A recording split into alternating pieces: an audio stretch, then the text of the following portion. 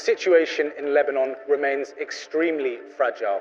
Low-flying Israeli jets let off a massive sonic boom and released flares over Beirut. The Israeli bombing campaign on South Lebanon continues on an almost daily basis. In just 71 days, Israel dismantled Hezbollah's communication networks, weakened its arsenal, and eliminated many of its senior leaders. By November 2024, Hezbollah was forced to accept a ceasefire. Almost a year later, we visited South Lebanon. Houla, like many other border villages, still lies in ruins.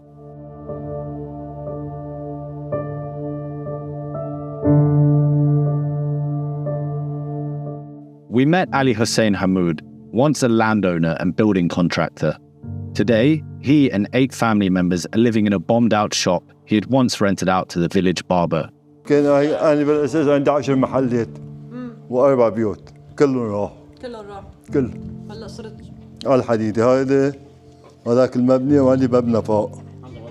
أربع محلات كمان. كنت متكل عليهم. فأنا عملتهم وأجرتهم وارتحت.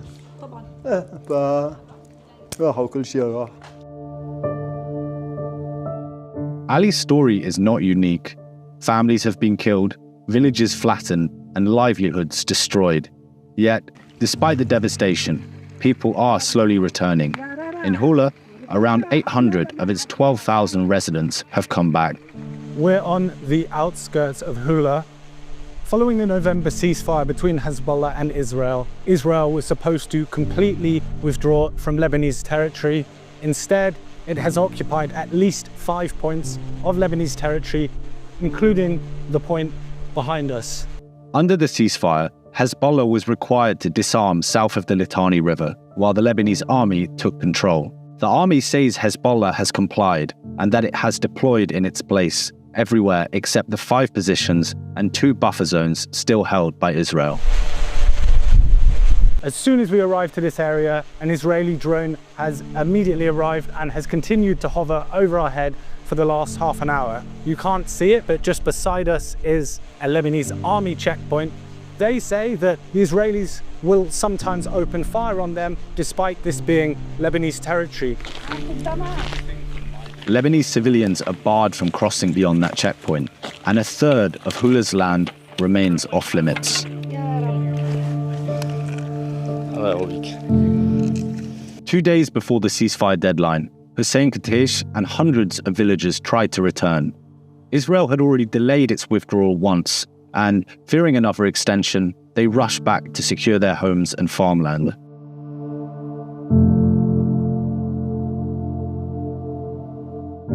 When Hussein tried to return to Houla with other villagers, Israeli soldiers shot at them. Hussein was wounded and detained. He spent 27 days in an Israeli prison. فجر المواقع اللي كان فيها، يعني كل المواقع اللي هو كان مترس فيها فجرها وحرق كل الحي اللي حواليه. اعتبرنا احنا انه انسحب.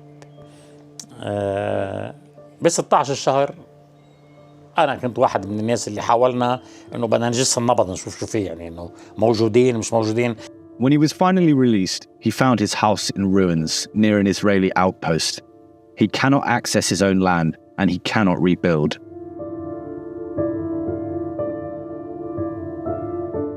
Israel says its occupation is indefinite until Hezbollah disarms across all of Lebanon. The Lebanese government is broke, and the international community has tied any major reconstruction aid to Hezbollah's disarmament. But the Lebanese army is underfunded and under-equipped. Hussein now spends much of his time at his niece's half-destroyed house. She runs a corner shop frequented by Lebanese army soldiers. Like many border residents, he doubts the army can protect them. بدهم ينسحبوا، يعني ما بعرف بالشو، بالسياسة، بالقوة، بالمقاومة، بترجع عاد تتجدد مقاومة جديدة، مش ضروري مقاومة حزب الله، يعني مشكلة عمرها مقاومة حزب الله، نحن قبل حزب الله كنا مقاومة. طالما في محتل بده يكون في مقاومة. طالما في محتل بده يكون في بده يكون في جيش قادر على المواجهة. جيش قادر على المواجهة نحن ما عنا وما راح يصير عنا، مش مسموح يصير عنا.